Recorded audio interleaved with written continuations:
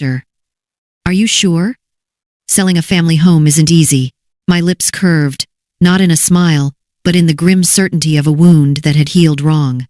It's time. Her reply was practical. Brisk. She spoke of market value, appointments, paperwork. I listened. I agreed. But her words were only a hum in the background. For me, the decision had already been made long before the call. This was not about buyers or listings. This was about reclaiming a voice that had been smothered beneath years of entitlement. After I ended the call, I went to the closet. From the back, behind winter coats and boxes of forgotten linens, I pulled out an old suitcase. Its handle was worn, the zipper stubborn. I set it on the bed and opened it wide. I packed lightly, not as though I were leaving my life, but as though I were stepping aside, just long enough to watch it unfold. 2 dresses, folded with care. My husband's sweater, still holding faint traces of the cologne he had once worn.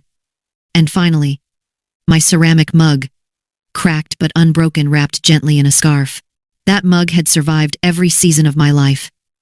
And it would survive this one too. The act of packing felt like rehearsal, for a departure I had rehearsed in my heart many times. I did not plan to vanish, only to step away, to stay with Margaret during the open house. Margaret, my old friend from church, who still laughed too loudly and baked pies that smelled of cinnamon and mercy. She would open her spare room to me without question. As I zipped the suitcase, doubts crept in, like shadows at dusk. Would Kyle think me cruel? Would Emerson feel I had abandoned her? My chest tightened at the thought of her small arms around my waist, her trust in me unshaken, even when her parents' words turned bitter. But I forced myself to look at the truth squarely.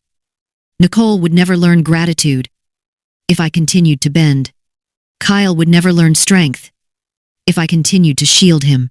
And Emerson would never learn respect if I allowed myself to be treated as invisible. Sometimes lessons are the only form of love that works.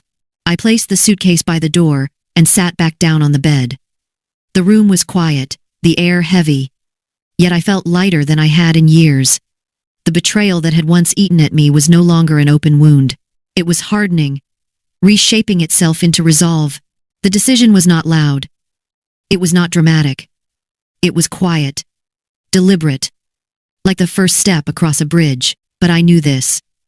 The house, the life, the respect that was mine would no longer be stolen.